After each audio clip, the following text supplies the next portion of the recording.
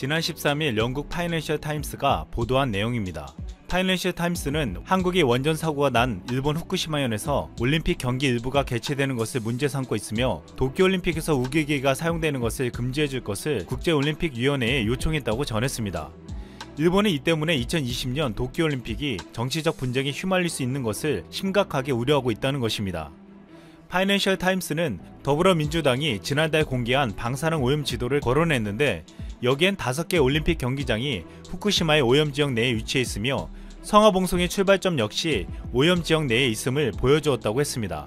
한국의 민간단체들이 후쿠시마 음식물을 도쿄올림픽에 사용하는 것을 금지하고 후쿠시마 지역 내 성화봉송을 취소할 것을 도쿄올림픽 조직위원회에 요구한 것도 언급했습니다. 실제로 일본은 한국의 이런 움직임이 계속되면 내년 도쿄올림픽을 치르는데 문제가 있다고 인식하고 있습니다. 게다가 지난 12일에는 태풍 하기비스가 몰고 온 폭우에 후쿠시마 원전 사고로 발생한 방패물이 유실된 것이 보도되기도 했습니다. 상황이 이렇다 보니 일본 정부는 한국을 더욱 의식하지 않을 수 없게 되었습니다. 한국의 시민방사능 감시센터와 환경운동연합이 일본 후생 노동성의 농수산물 방사능 검사 결과 보고서를 발표했습니다. 일본 후생 노동청이 밝힌 후쿠시마 인근 14개현 농축수산물 방사능 초과 건수를 지역별로 보면 후쿠시마현이 814건, 미야기현이 361건, 토지키현이 191건, 군마현이 237건 등 전 지역에서 확인됐고 총 1849건의 기준초과 농축수산물이 발견되었습니다. 검사 대상 농산물 18.1%에서 세슘이 검출되었는데 일본의 방사능 제험 조치에도 여전히 위험하다는 것을 보여주었습니다. 우리 정부는 일본의 방사능 오염수 방류에 대해 태평양과 한반도 등 한국을 포함한 인접국가 연대에 대처하겠다고 밝혔고 박영구 문체부 장관은 지난 2일 국정감사에서 도쿄올림픽 선수들의 안전에 대해 국제올림픽위원회와 도쿄올림픽 조직위원회에 계속 문제를 제기하고 있다고 했습니다. 이런 한국의 움직임에 대해 일본의 스가 관방장관은 한국이 해로운 소문을 퍼뜨리고 있다고 경고하는 등 일본은 특히 후쿠시마 재난 지역을 문제 삼고 있다는 것에 분노하고 있다고 했습니다. 하지만 한국의 문제 제기로 인해 이젠 세계 곳곳에서도 도쿄올림픽의 안정성에 대해 우려를 제기하고 있습니다. 영국 익스프레스지는 후쿠시마 건강위협에도 일본 정부는 주민들의 귀환을 추진한다는 제목의 기사를 내보냈습니다. 주민들이 권유받은 지역은 안전기준치보다 20배나 높은 방사능 수치가 기록된 곳이라고 지적했습니다. 올림픽을 열기 전 해당 지역이 안전하다는 것을 보여주려고 피난용 공공숙소에서 사람들을 방사능 위험지역으로 내몰고 있다는 것이었습니다.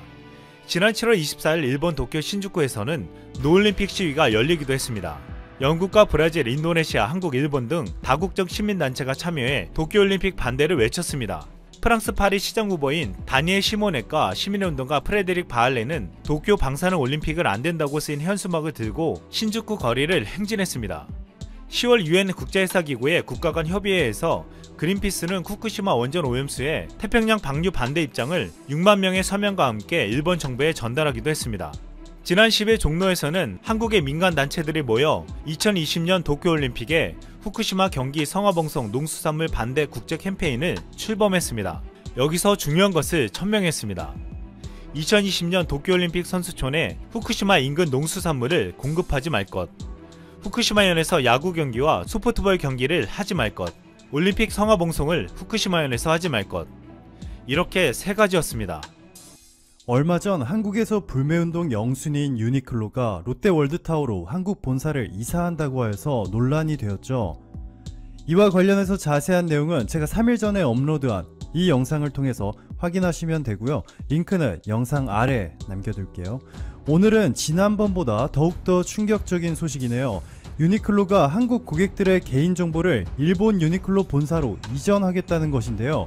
기왕 한국인들에게 찍혀버린 거 갈 때까지 가보자 라는 심보인지 아니면 뭔가 특단의 조치를 내리기 위해서인지 한번 알아보도록 하겠습니다. 제가 지난번 영상들에서도 말씀드렸죠. 한국에서 유니클로는 FRL 코리아라는 회사가 운영 중인데 FRL 코리아는 일본의 패스트 리테일링이라는 회사가 지분 51%를 가지고 있고요. 한국의 롯데쇼핑이 49%를 출자하여서 만든 합작 법인이죠. 1년 매출액이 1조 3,732억원, 순이익은 1,811억원. 물론 이는 지난해 실적이고요. 올해 불매운동이 본격화되면서 FRL 코리아의 실적은 무조건 폭락하겠죠. 문제는 한국에서 관리되던 한국의 유니클로 고객 상담 및 정보 관리 업무가 일본에 넘어간다는 것인데, 지금까지는 롯데쇼핑이 유니클로 고객 상담을 맡아왔고요. 롯데정보통신이 한국 유니클로 고객들의 개인정보 처리 업무를 해왔습니다. 그런데 이제 이 업무들을 일본에 있는 유니클로의 모회사죠, 패스트리테일링이 하겠다는 겁니다.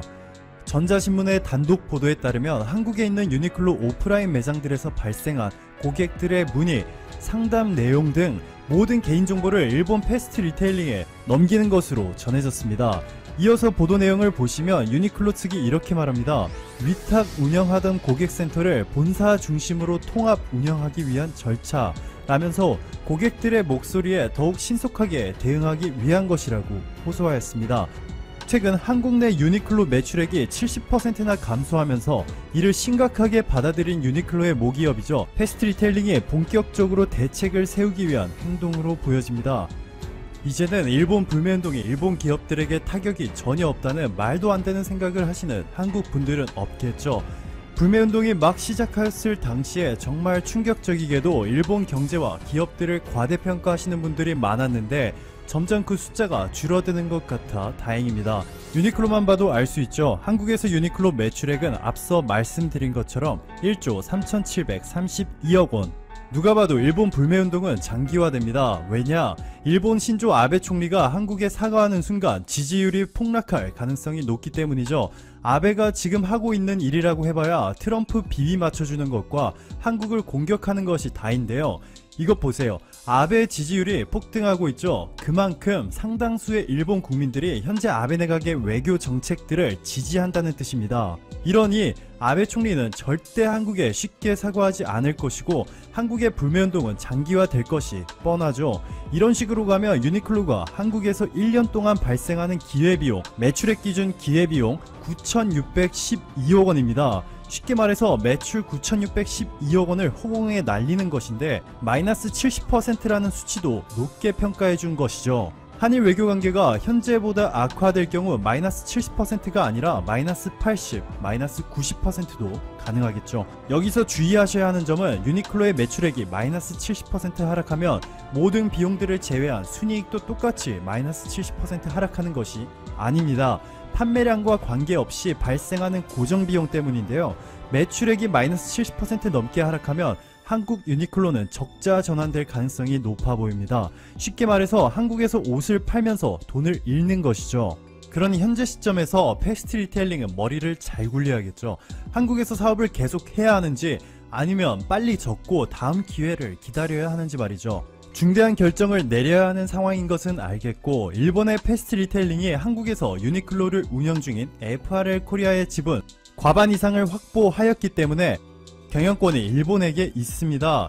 따라서 유니클로의 한국 고객들의 개인정보를 일본의 패스트리테일링이 직접 관리하는 것이 법률적으로는 문제가 없어 보이긴 하지만 한국인 고객들에게 개인정보 이관에 대한 동의는 받아야겠죠. 과연 이를 얼마나 동의해줄지도 의문이고요. 이번 패스트리테일링의 결정은 불난집에 부채질을 한 꼴이 되었습니다.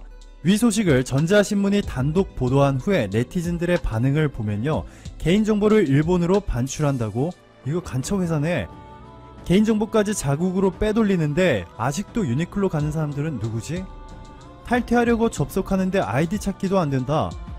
내 정보 삭제해라. 이거 국민청원이라도 해야 되는 것 아닌가요? 등 유니클로 불매운동이 한층 더 격화되는 분위기죠. 더욱 충격적인 사실은 이미 일부 한국 유니클로 고객들의 정보를 일본 패스트리테일링 본사로 넘겼다는 것인데요. 전자신문의 보도에 따르면 FRL 코리아가 이미 지난 2018년 4월 26일부터 일부 한국 고객들의 개인정보를 일본 본사에 제공한 것으로 확인되었습니다. 여기 유니클로의 개인정보 방침을 보면요, 유니클로는 개인정보를 원칙적으로 제3자에게 제공하지 않는다고 하고 있는데, 여기 보시면 다만 아래의 경우 예외로 합니다 라면서 유니클로 회원이 사전에 동의한 경우나 수사기관의 요구가 있는 경우를 예외로 두었습니다. 전자신문의 보도에 의하면 유니클로는 동의를 얻어내기 위해서 동의하지 않는 회원들은 쿠폰 사용 불가 및 각종 이벤트 혜택 대상에서 제외시킨 것으로 추정되고 있습니다. 일본의 패스트리테일링은 여러분의 이름, 성별, 생일, 휴대폰 번호뿐만 아니라 주소까지도 알게 될 겁니다. 이미 사전에 유니클로 자체 회원제에 가입하셨다면 이미 일본에 넘어갔겠죠. 유니클로 불매운동은 곧 유니클로의 대표 모델이었던 이나영 씨도 움직이게 만들었습니다. 공식 입장은 아직까지 없기 때문에 자세한 내막은 알려지지 않았지만 최근 유니클로의 전 메인 모델이었던 이나영 씨가 국내 토종 브랜드죠. 탑10의 메인 모델로 발탁된 것으로 전해졌습니다. 탑10 브랜드를 보유한 신성통상은 베트남, 미얀마, 니카라과에 생산 공장을 두었는데요. 현재 박서준 씨를 메인 모델로 한 남성 브랜드 지오지아가 가장 높은 수익을 창출하는 핵심 브랜드네요. 연매출은 8,200억 원 수준인데 이번에 유니클로의 매출이 급감하면서 반사이익이 가장 높을 것으로 예상되는 곳 중 하나로 꼽히고 있네요.